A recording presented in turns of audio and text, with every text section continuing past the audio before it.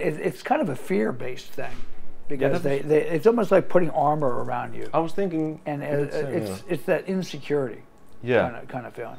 It is, and it's funny because you're into martial arts, I'm into martial arts, and a lot of those guys, they're not very formidable, even though they're lifting big weights. We have a saying in America: looks like Tarzan, plays like Jane. Here we are. Hello everyone, this is Eero. This time we have a very special chance of interviewing Steve Maxwell. He's the real grandmaster of strength and conditioning. He's a former wrestler in the NCAA Division 1, and he's actually one of the first black belts in Jiu-Jitsu in America. He has a 6th-degree black belt, and it's a Gracie Jiu-Jitsu black belt. And I think one of the really awesome things about Steve is that he's been into fitness for like over 50 years. He's been a professional in fitness for well over 40 years, and he's really seen it all from like first hand, the long-term consequences of different training styles. He knows what really counts when it comes to fitness and training, and I think one of the things is also that you have very similar principles and ideas about training as we do, and this is something that I really appreciate with the message that he's sending in his blog and interviews and other stuff, in his seminars as well. We just spent like 2 days in his seminar. It was about breathing and athletic performance for martial artists. So Steve, I want to thank you for coming to this interview. And you're very welcome. Thanks for having me on your show. Thanks. Yeah, I think you mentioned that you've been traveling like 12 years maybe. Yes. Yeah, with just your backpack. So pretty much, yeah. As I was telling you, I had the American dream. Yeah. The big gym with a jiu-jitsu academy and then a personal training. Yeah, you had it all there. Like I had everything, and divorce.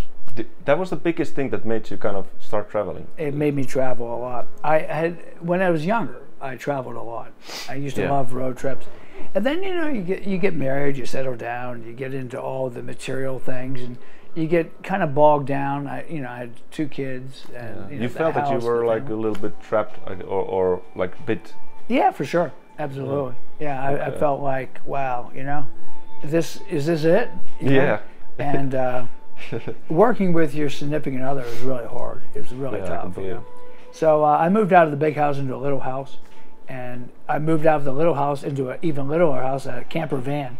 Yeah. It was a Mercedes converted van. Like a step-by-step approach to the nomad life. And then I lived in that van for almost 3.5 years, and I really enjoyed it, driving around the U.S. And then I started getting calls for more and more seminars and workshops. Yeah. What do you do with your van? Sometimes I'd be gone for months at a time. So I put it into storage. But I realized that I'm never going to go back and live in that van. I'm just going to be traveling. So I sold it. Yeah. I sold it. Here's the power of the internet. I sold that van to a guy I had never seen or ever met. And he wired me the money, and I sent him the owner's certificate and mailed him the keys. And told him where he could find it. So we had to trust each other a lot. Yeah, I know. That's the thing about internet now. You just need to trust. You have to trust each other a lot. So What has been your favorite place out of all the countries like outside of US? Like, I like Austria, Germany, Greece. I like many places. The EU. I really enjoyed Russia. Oh wow. Yeah, the Russians are very interesting people. There's always that little feeling of danger, Yeah. You were telling me about your adventure. Yeah. I always had that little feeling like, wow, these guys can be dangerous guys. Yeah, you feel like the mentality, I guess, is really different to like very people different in America, for example. Very different. So. Very different. But many places in the world are quite beautiful. Of course, I love Australia. Yeah. Australia is beautiful. Sydney, Melbourne was amazing. Yeah. Melbourne, and up in the Gold Coast, just fantastic place. I wanted to also ask, like, what is maybe some of the most dangerous situation you've encountered during your travels? Well, New York City, man. New York City. You got to be careful. You got to keep your wits. Probably the most dangerous place I was ever in was Rio de Janeiro, Brazil. Oh yeah. Yeah. I actually had 2 guys shadowing me in the street, and I I lived in Philly for years. Yeah, you got the same kind of elements in Philadelphia. Philadelphia can be a the so streets I there. was street smart, and I realized that these two guys, they do the pincher technique. There's one guy up in the corner, and one guy kind of following you. And when I noticed that this guy was following me, I immediately looked up to see if there was someone else up there. Sure enough, there was. And what they do is they get you between them, and then they rob you. That's an intense situation. Yeah. And it was like 2 a.m. in the morning, man. So I just ducked into this hotel and just sat down in the lobby and started talking to the front desk guy. Awesome. And we just sat there and talked for 30 minutes. And then I went back out and I looked, and the guy was gone. And then I went back to my, I had an apartment rental, I was like an Airbnb. Yeah. But that was pretty, the spider sense, you know? Remember Spider-Man with the spider? I do, yeah. I had this sixth sense, like the little chills up my spine. I knew something was wrong. Nice. So I just, you got to keep your wits about you when you travel and just be aware of your surroundings. And I was very naive when we started like traveling. I was like sort of, because Finland, it's so safe, you know, and you're not prepared for anything that's really out there on some of the not so safe places, and it was a big shock kind of, you know, but you know, something that I noticed in Finland, people are very friendly and laid back. Yeah. I mean, they have a little bit of aloofness in the beginning, but once you break through that, very friendly, kind, nice people. That's yeah. But I never felt in danger or anything. No. People are very helpful. Yeah, we have like a bit of maybe ice, you know, I don't know how to say it, like there's the sort of shell. A little distance. Yeah, a distance, but if you get, you know, past that, it's... But once you get past that, it's pretty nice. Yeah. And I noticed too in Finland that people really look good, you know? Yeah, like shape? Yeah, I noticed that a lot of really buff guys and buff girls, and I was really surprised to see how developed martial arts are in Finland. Yeah, like... You guys really go for the MMA and and it's like, wow, man. Yeah. I had no idea that it was so popular. Yeah, a lot of tough guys. A lot of tough guys. It's true. Yeah, there's actually, I wanted to like, you know, really talk about like kind of the current state of the fitness industry actually with you, because for me it like looks at the moment it's very superficial in a way. So I mean, six pack, we've been interested to six pack like for many years, but it's still there. Like we still want to have either the looks or we want to just like look strong. So we want to, you know, maybe appear strong by doing these bodyweight skills or do heavy lifts, and for me it seems that it's not very sustainable. But what do you think, like now, how do you see what is the current trend in fitness, and do you think that's sustainable? And well, it's interesting because more people are more sedentary than ever before. Yeah, they don't do anything. Only a very small part of the population in any country, anywhere in the world, actually trains. Yeah. Very small. I've heard it estimated somewhere between 12 to 14%. So the biggest trend is not to do anything. So the biggest trend is complete indolence, nothing. But of the people that do train, the people that are really into training, a lot of times it is for the look, very superficial. Yes. But that's usually young guys, you know, young men and women, you know. I'd say, so you think the older... I'm going to get into trouble here, more women than guys, but not always, not always. Oh, really? You think more women are into the look. Okay. They want to look pretty, you know, they take the selfies of their butt and this but and men that. have But there's a lot of guys that are taking pictures of their abs. And yeah, but I think men have maybe more of the strength thing, the strength ego. They want to look huge. And they want to have the big numbers. The big numbers, you know, it's all about looking impressive, and it's kind of a fear-based thing. Because it's almost like putting armor around you. I was thinking, and it's that insecurity, kind of feeling. It is, and it's funny because you know you're into martial arts, I'm into martial arts, and a lot of those guys, they're not very formidable, even though they're lifting big weights.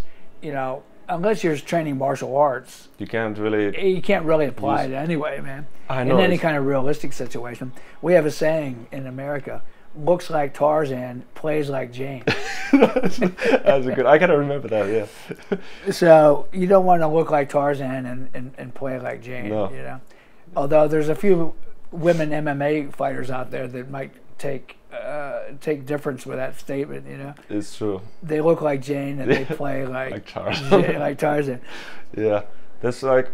Yeah, I think so. When you start, like because you do martial arts, I do martial arts. You start to also see, you start, I think you can see in people's bodies what they're really capable of doing too. Because you can see a big guy, but you can actually tell if you don't do anything, you think that's very impressive. But if you have knowledge, then you can see that this guy is stiff, you know, he don't move well. You see immediately the holes that are there, kind of. The holes in there, and a lot of times too, of course, your ideas change as you begin to get a little bit older. Yeah. You know, I like to think you get a little bit smarter. Unfortunately, a lot of guys, the way they go about trying to build their strength and size, and there's nothing wrong with wanting to look your best and feel your best. Yeah, I think but so. you got to put health number one for sure, and then you know your performance, Yeah. and then the look will be there. Yeah. But there's a lot of what you do when you're younger is simply unsustainable, and what you don't want to do is hurt yourself and injure yourself. And so many guys are getting hurt in the gym doing silly stuff. Yeah. And the other part of it is, I think, you just don't care so much about the look as you get older because you realize that it's very fleeting. Yeah, that, you know, everyone's going to get old, everyone's going to die. And there becomes so much more things to your personality, I think, as well. Like you develop other aspects of yourself. Yeah, and aspects, yes. And the sad truth is that most people don't have the potential for huge muscles and huge strength. Yeah. It's just a very small percentage of the population. It's a little bit twisted, yeah. It's a little twisted. Because now the sort of exceptions or the genetic exceptions are now there. They're kind of the idols, you know, I suppose. And people look at how they train and it distorts how the general population should be training, I suppose. I've met people with fantastic physiques that don't even train at all. They just are genetic wonders. And they would look better than almost everyone in any gym they would go to, you know? Yeah. And, you know, we've all met these guys that just go into the gym and breathe the air and they start growing muscles. I know. And it wouldn't even matter how they train. You're right. They could do anything and make really, really great results. Yep. The problem is a lot of guys that don't have potential try to follow the programs of these guys. You see the guy, you think, oh, he looks fantastic. If I do what he does, I too will look like him. Yes, exactly. But that is false logic. It doesn't work that way. No. It doesn't work that way. And then you get sick and injured from overtraining or trying to do things that your body is never going to be capable of doing. Yeah. And it can end up being a very frustrating experience. And I see it over and over and over again. So my advice really is don't follow the programs of champion athletes or champion bodybuilders, because for 99% of most people, it's not going to work. Yeah, and like my experience is actually because I used to be that kind of guy who I actually think that I had some of the better genetics because large bones, I was able to get away with a lot of stuff. But then it really hits you because I think it's actually worst because you can go much longer without like feeling, you know, really bad things. But I was like my shoulder, my hips, my back. So there's so many issues that I had to like, but for me it was very obvious that I need to change the way of training. But I think many people don't even realize that they don't see any other alternative. Well, how old are you now? 27. Well, it's a wonderful thing you discovered it then. Yeah. It took me till I was in my 40s to start to see the light. Wow. Yeah. I was already 42, 43, and I already started to see, like, wow, I'm going the wrong way with this. And I was able to pull back from some of this crazy stuff before I went too far. Yeah, what made you was there like one big thing that made you change the approach, or was there like... I was just suffering chronic aches and pains and stiffness. Yeah, the right shoulder in particular was really bugging me a lot. You explained about the kettlebell thing. And I just realized, wow, you know, this kettlebell thing is the step in the wrong direction. There's much safer, saner ways to go. Yeah. And I mean, literally everything works. As I said, you can get strong and get good results using any number of systems. Body weight, barbells and dumbbells, you know, gymnastic style training, you know, even machines. People denigrate machines, but I'll tell you, I've seen some really, really good results from machine training. I agree as well. As many NCAA college athletes and pro football teams in the U.S. that use a lot of machines, and if they're used properly, they can be a very good training tool. It ultimately doesn't matter. if you're increasing something your like strength. yeah. I think what this is one of the similar things that we realized that it doesn't matter what the tool is. If you use it well, if you really do the training well, you can use machines very safely, very effectively, because it's more about like the intensity, the time under the tension. These are the things that really intensity, time under load, or intensity of effort, and form. You can get form. great results not using good technique or form. You can use horrible form and still get good results. Yeah, you see it all the time, but that's what starts to really tear your joints up. Yep. What doesn't seem to be very important is mechanical work, the amount of repetitions you do. And it seems that even the amount of weight isn't that important. I think so too. People have gotten results from anything from as low as 30% of their 1 rep max, Yep. right up through to like 60, 70%. So weight and repetitions are secondary to time under load. Oh yeah, completely. And form and how hard you're working. And you can take a relatively light weight Yep. and make it really hard. Oh yeah, that's Even just your body weight, just a simple push-up or body weight squat. If you understand biomechanics, you can use that and make it tremendously intense, difficult. And some people say, yeah, but why wouldn't you want to load up all the weight? You know, it's like, well, yeah. What's the reason? Yeah. because of the wear and tear in Wear and tear, your musculoskeletal system. That's the thing. Like I think the biggest thing that's missing is the long-term view, and because you have it, but when people are beginners, it's so hard to see what are the long-term effects, you know. But you know, this is something what we always say is the more advanced you are, you know, the harder the exercise will become, and this is because you actually refine your form, you refine your mind-muscle connection and the tension that you can create. So the more advanced you are, the more harder you can make the exercise be, which is counterintuitive because people think that it will become easier, right? I think many times. And also, a lot of the things that people do don't really have any transferability into sport and martial arts. It's very important for transfer, and the more skill an exercise takes, or the more of a stunt or a feat of strength it is, the less transfer it has into other things. And people are very confused between what constitutes recreational activities and actual true training. Yes. Yeah. Training is general and it's universal, and the principles can be applied to everyone. Whereas recreation is very individual, it's more intuitive, and it's different for each person. So people will do things like gymnastics training, which takes a lot of strength, and develops certain feats, and develop a good body.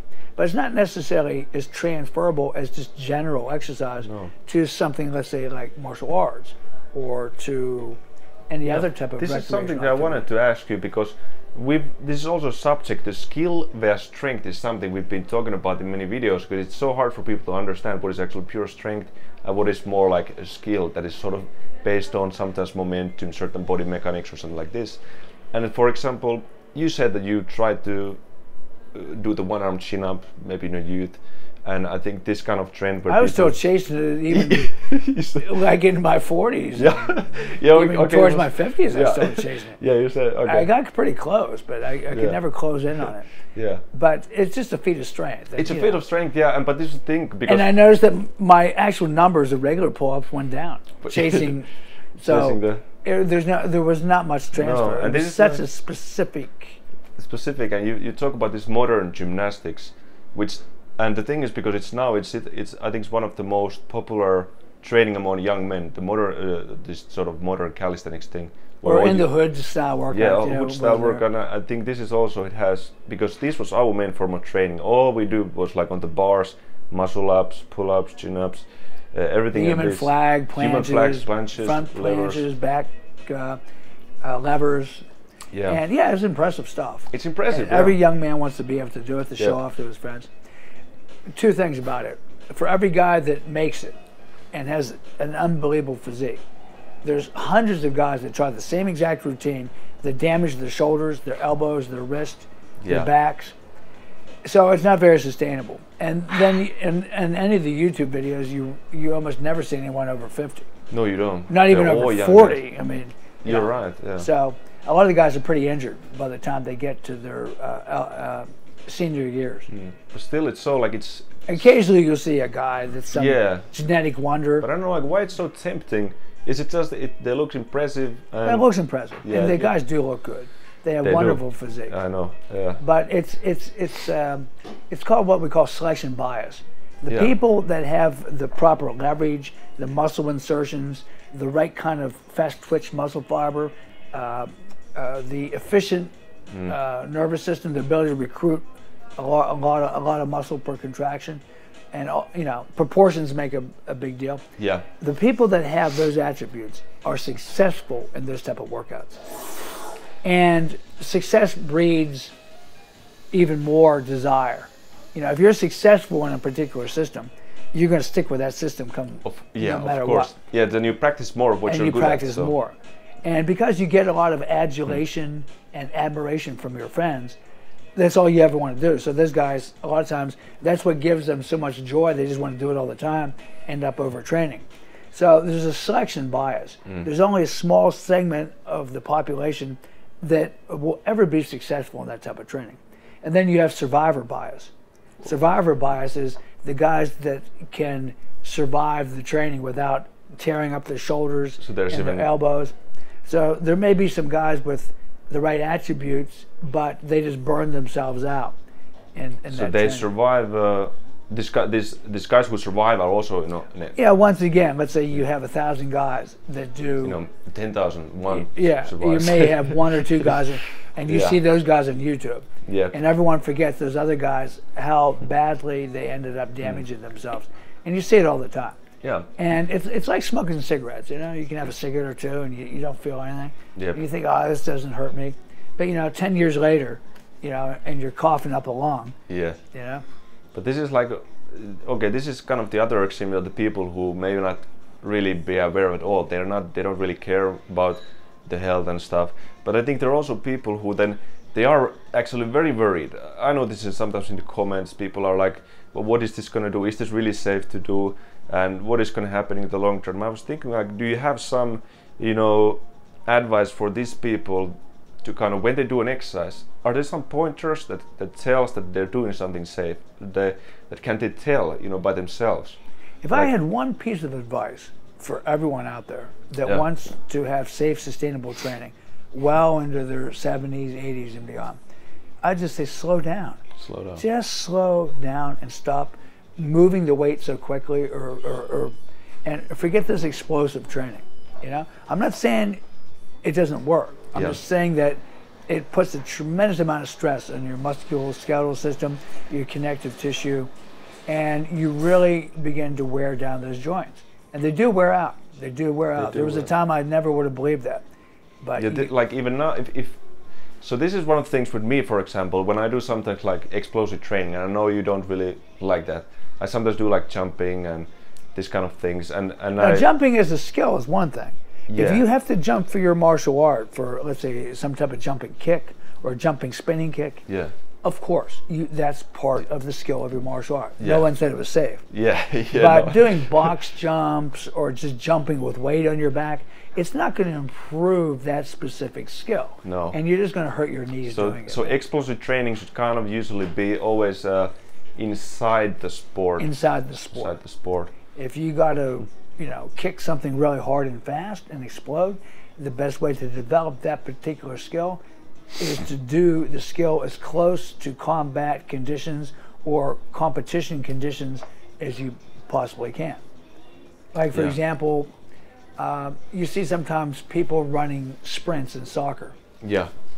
How often do you run sprints, though, without the ball? Usually in soccer, you're running with the ball. Always. So they should spend a good portion of their time sprinting with balls. That's now, of course, they do run without it. To run to the ball. Yep. But the idea is that you need to be really comfortable sprinting as fast as you can with the ball. Yeah, you want to. And that's a way different type of sprint than sprinting without. Like as close as possible to the sport. To the sport. Yeah. If you want to, and your strength training should be very general, not specific. Don't try to duplicate sport strength like boxing holding dumbbells. It's just a different type of skill. You're not going to improve. Or running with a weight vest on. Yeah. Or thinking that pushing a sled is going to improve your power for sprinting. It doesn't. No. You improve your power for pushing a sled. Or standing on a Bosu ball and then thinking your balance is going to be better in martial arts. But it won't. Yeah, like what do you think? I think you mentioned this as well, that so what actually transfers is the strength. So do you think that if you practice, Bosu ball thing, so the balance thing, doesn't go anywhere, but if you strengthen through the Bosu ball things like your thighs, your muscles, do you think this is like transferable to other? But not nearly as well as training on a stable surface. Yeah. There was actually experiments done where people were on force plates, vibration plates, and what they found was they didn't get stronger on a stable surface. They only got stronger on the force plate. That's unbelievable, actually. It's like you wouldn't think. You would think, but once again, it's false logic. Your body's so specific. The SAID principle, specific adaptation to impose demand.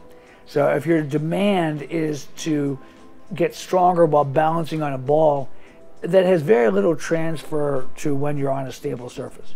But yet you see so many people violating this principle, doing unstable type stuff. Take another favorite thing, battling ropes. Yeah. It's hard. It's hard, yeah. I've been doing it as well. And it does get your heart rate up. It does. But a lot of people are breathing very dysfunctionally, Yeah. Panic breathing, which that's called a negative transfer. Because you do that same kind of panic breathing in your sport. Yeah, and you can't keep your wits about you when you're upper chest and panic breathing. Yeah. The other thing is, it really makes your arms tired. It does, But what have you actually done?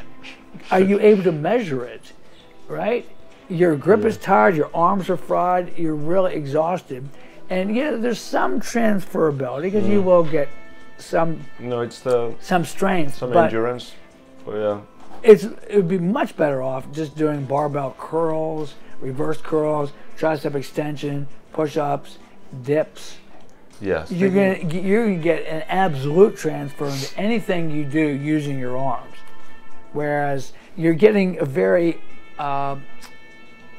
uneven load on the muscle groups when you're doing this kind of stuff. Or swinging a sledgehammer. So for sure, it takes a lot of grip. Yeah, now I understand. I kind of understand now what you meant by you can't measure, because it was like, what do you mean you got to measure? I was thinking, how do you measure the push-up? But you meant that you're not really sure, like you can't have the complete awareness when you do like battle rope stuff or something. Well, not only that, but there's a load, then relax, load, relax, load, relax. So and it's just an inefficient way to train.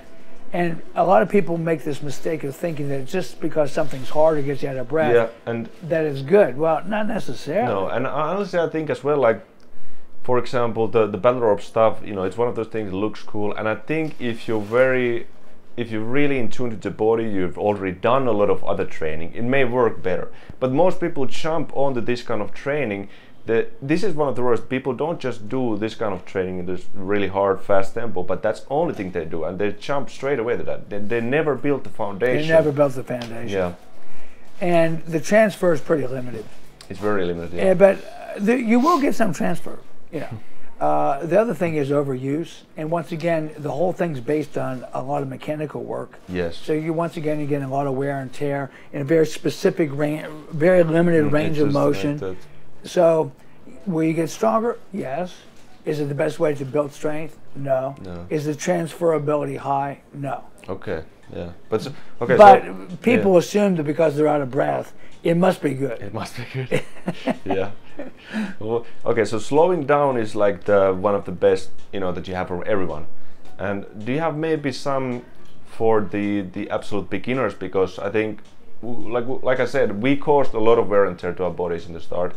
We had no idea really what is the long-term thing, and I was thinking, like, what do you think is actually the most important thing in training, and what would you say to beginners who are just starting to train?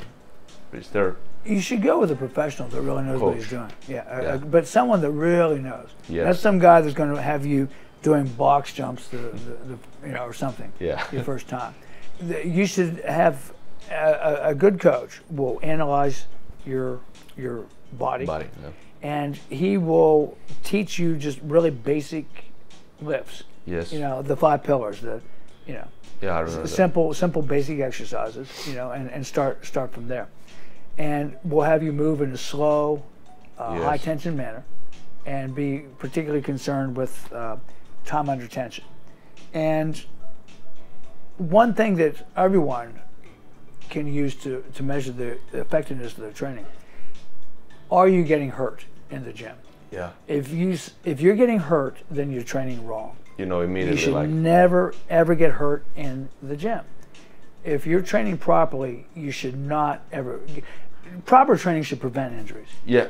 Yes. Exactly. Proper training should actually make me more resilient and less susceptible to. And I think it also it even cures injuries. It can even cure injuries. I think exercise is the best medicine.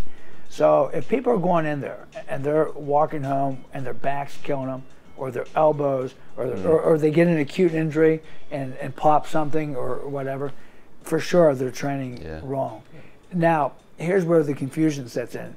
For some people, lifting a heavy weight is an end unto itself. For them, the training is their sport. Yeah, yeah. Powerlifting, bench, squat, deadlift, Olympic lifting, snatch, clean and jerk. That's a sport. And you have to lift heavy weight, and you got to practice it as a skill, and you got to train and train the skills often. But it doesn't necessarily mean that that's the best way to get strong for other things. Yes. Yeah, this is another very big confusion for sure. It's like, try to train like a professional strongman or a power lifter to be a martial artist. Like this guys for like something like 150 centimeters, and they squat like 300 kilos, and the people try to look like, this is how I'm gonna train. Like it just doesn't make any sense. Like it's. I saw that very famous Polish strongman who is like a power bodybuilder. Yeah. He's one world's strongest man, Mariusz Pudenowski. Yeah, I know him. Yeah, Mariusz. He got the crap beat out of him by a real journeyman MMA guy. I mean, the guy looked like he had a dad bod, with a belly, and he just beat the crap out of Mariusz. Yeah. And what that indicates is that in sport, skill is always number one. Yes. High skill will always trump this raw power. But and a lot of Mariusz's power was not transferable to MMA. Yes. Yeah. And he's changed his training. He got smart. Since then, I heard he's actually training pretty smart now. Oh. But he realized that training like a strong man and training the lifts the way he was doing before, it's just not going to really help that much. You got to train more in a general sense, and you got to train your skills.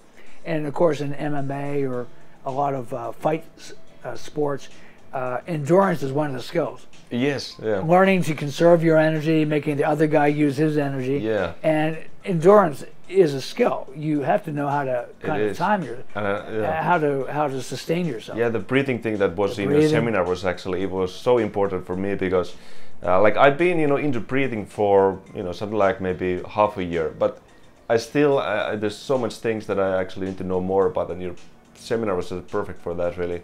It's just an intro. There was it was just an intro. I wanted to go in deeper, but my host was so excited. He had like a whole list of things he wanted to cover. Okay. I was trying to accommodate. I could have gone on for another few hours. Yeah, you had like this energy. Like you could talk like for just hours upon hours about anything. It was just great to see that actually. But yeah, there was something like about the traveling that I wanted to actually select, because you've seen. Such a big spectrum. You've seen the West, you've seen the East, and I was thinking like, what do you think are the biggest differences between like Eastern and Western maybe philosophies regarding training, or have you noticed that there's some? Well, in gym training, I hate to say this, but America had a huge influence on the entire culture of the world. I mean, it really is truly a superpower. Yeah. That I'm not like rah U.S. Okay? Yeah. I don't even like the U.S. I haven't been to the U.S. in a year, and I stay out of there with all the crazy politics. So I just want to be up front. But it does have a huge influence culturally, athletically. Yeah. I mean, every Olympics, the U.S. always the top of the gold medal platform. Yeah. So obviously, there's a lot of people that know what they're doing. Mm-hmm. And one of the reasons is, of course, there's a lot of money, for training and things like that. So, in the U.S., there's a lot of stupid trends, And I'm seeing those trends now being adapted in China and other countries. In China right now, they are training so ridiculous. They are basically, every bad habit from the West is now being absorbed, and it's crazy. They were better off with their more traditional style. But everything West now is very popular. One of my clients is the former Miss Bikini bodybuilding champion in China. Yeah. And I work with her online, and she's since quit because she saw it's just really terrible for your body to diet. There's physique contests are basically fat loss contests. Yeah. You know, and it's really hard on your body. And talk about unsustainable, you know. Yeah, it doesn't always look too healthy. Like it's not healthy. So, I mean, the girls look gorgeous. Yeah. You know, they have beautiful bodies. Yeah. But you know, they look like they do for that contest for about 2 hours a year. Yeah. Like 2 hours. That's all you can say. That's about how sustainable it is. And all these young girls are influenced by that. But and that's really an American, you know, the Western, like. That's a very Western thing, man. And you know, it went from America to the UK to EU, and then it filtered down to Australia, and you know, I just see like, wow, man, these trends were stupid from the beginning. Yeah. Just so many silly things, you know, aerobic dance exercise and step aerobics, and you know, you see these waves, you know. Then it was the Ashtanga yoga. Everyone was destroying their bodies, doing these gymnastic yoga or super hot yoga. Yeah, I did Ashtanga yoga one time as well. or you know, then it got to be, you know, the CrossFit thing. You know, it was this guy Greg Glassman put together this thing, and that's still just taking the world by storm. It is. It's kind of going down a little in America because people they've been doing it longer, and now they're seeing the bad results of all the injuries and all the crazy stuff. But now it's huge. And what do you think about then, like the Eastern thing? Then, like for example, you mentioned many times. You have to go out of your way to find it. Yeah, you have. Yeah, it's taking a back seat to Western culture. It is completely. It's a shame. I was talking to Lulu about this. You was talking about and Stan. They're saying, the traditional Chinese systems gone. Everyone's jumping into MMA and Brazilian Jiu-Jitsu, and they're all jumping into, you know, this crazy CrossFit and all this functional training. Yeah. And it's because of the internet and YouTube and, you know, all that kind of stuff. It seems that, for example, these examples, you know, the CrossFit, the bodybuilding stuff, and this, like, they are very external, and they are also in somewhat, you know, this sort of superficial, and I think very superficial. Yeah. And then I guess, but this is the trend, like the superficial trend, and then I guess it's not very, because Qigong means that it's a certain internal, it's more internal, and I suppose I'm not sure why people are actually not so into the internal things. I don't know either. I guess because you can't see it.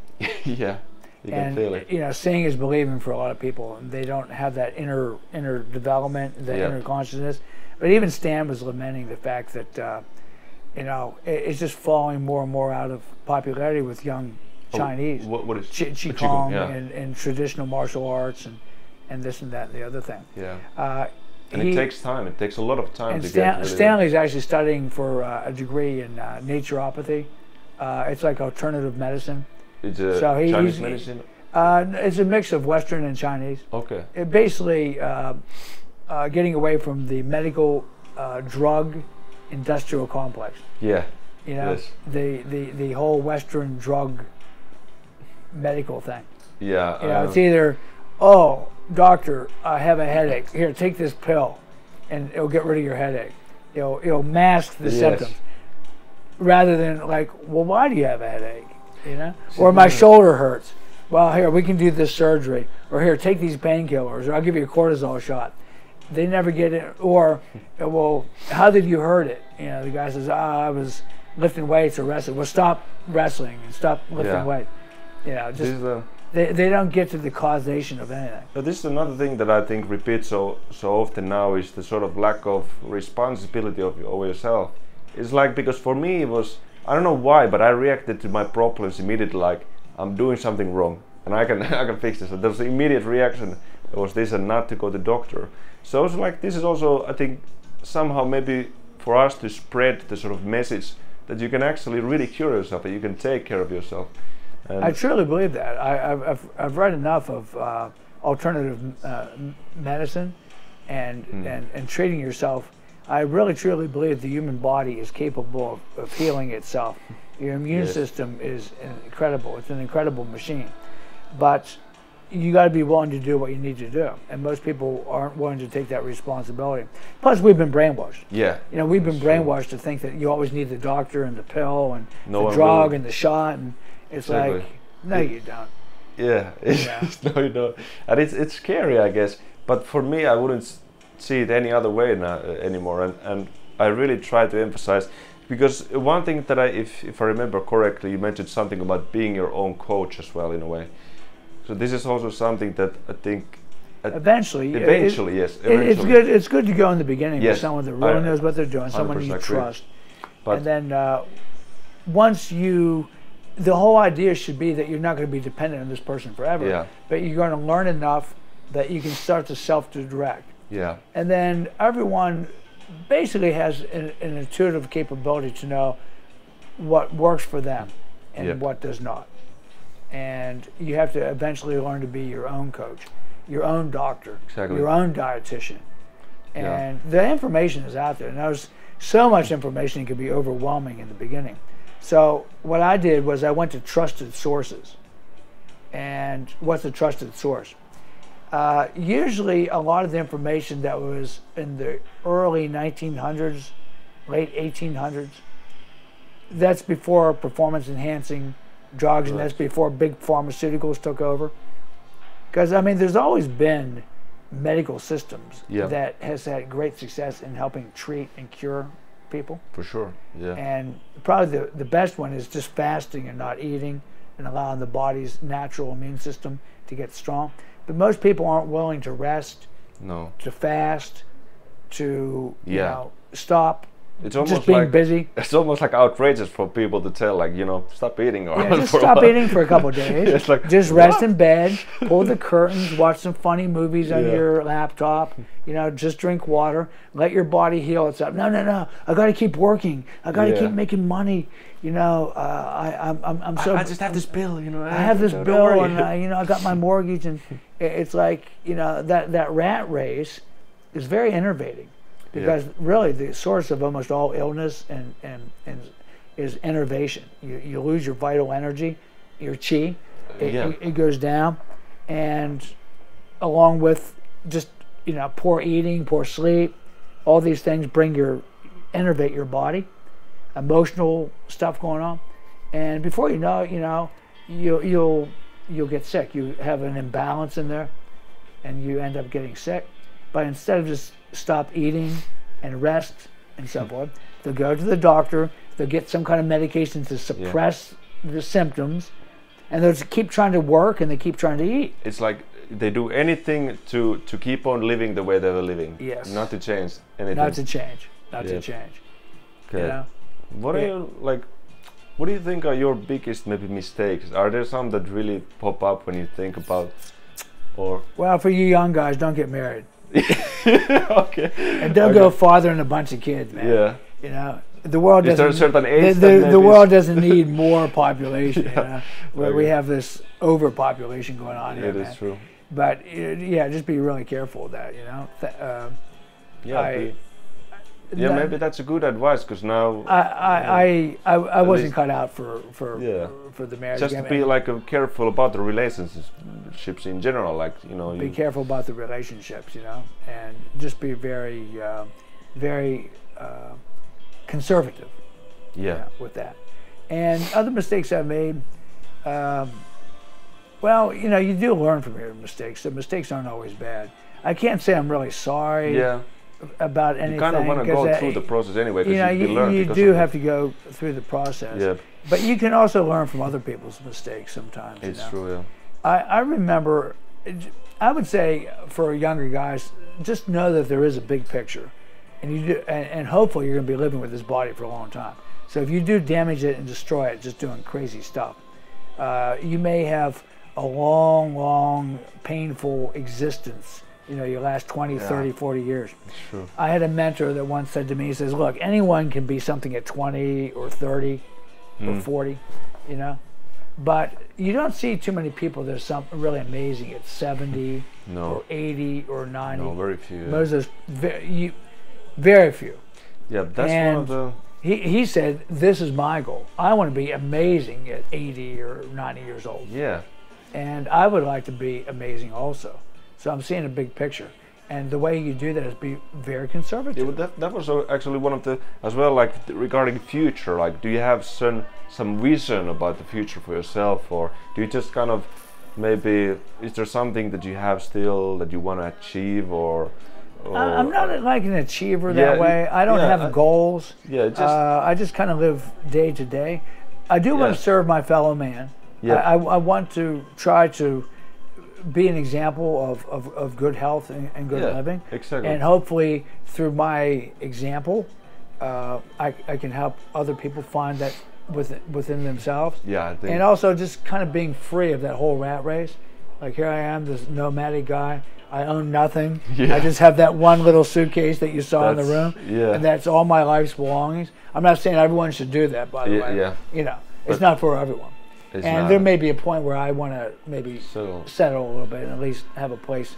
But we're not put on this earth to amass all this material stuff and to just keep earning all this money and you know, and then you retire and live happily. It doesn't quite work that way. Yeah, it's like there's the... People destroy themselves trying to achieve that. You got to live while you're... You know, it's not like you have some end point of the journey. I'm just enjoying this journey. I have no idea. I was thinking, because from just, you know, what we're talking to you, I think you're not the kind of guy who's like, I have this, you know, I'm gonna be this and that. That doesn't fit the picture really. Yeah, none of it really matters. I mean, really, I'm not a nihilist or anything, but we're all gonna die. Yeah. And I think people need to face that fact. It's one thing that people will not talk about. No. They really get very skeeved out over the idea of their own demise, their own death. But that's what we're put on this earth for, man. Yeah. To achieve a higher consciousness, and at some point, this body, you're going to leave it. I think. And you need to prepare yourself. I think that's also one of the major things behind all these things, where you don't want to take responsibility and this sort of recklessness and just going for the, I don't know what kind of some ego thing is. One of the biggest is that you really don't realize that you're actually gonna you're gonna be gone. Like, you're gonna be gone. Everyone is. So the sooner you can come to terms with that, the sooner you can actually live your life. Yeah. But you can live it in a saner manner. Yeah.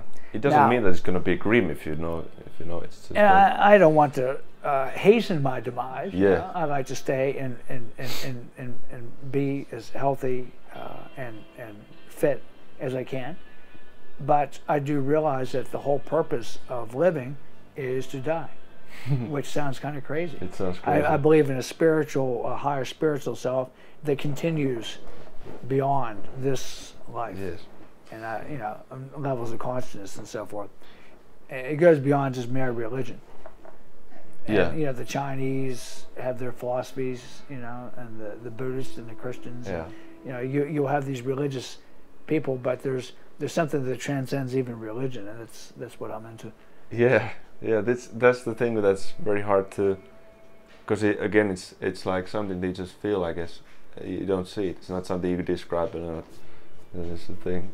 And I think one reason why people do all the crazy things they do is partly because of their fear of death. Yeah. So they're trying to have all these sensational experiments, and everything's about the body and sensation and the flesh, and so they're into all the sensory pleasures. And working out is kind of like a sensory thing, Yeah, it is. You get like a sort of sensory pleasure. Yeah. You feel alive, and so forth. But so you mean like a sort of like a experience, like a physical experience, but everything's on the physical level. So. Yeah.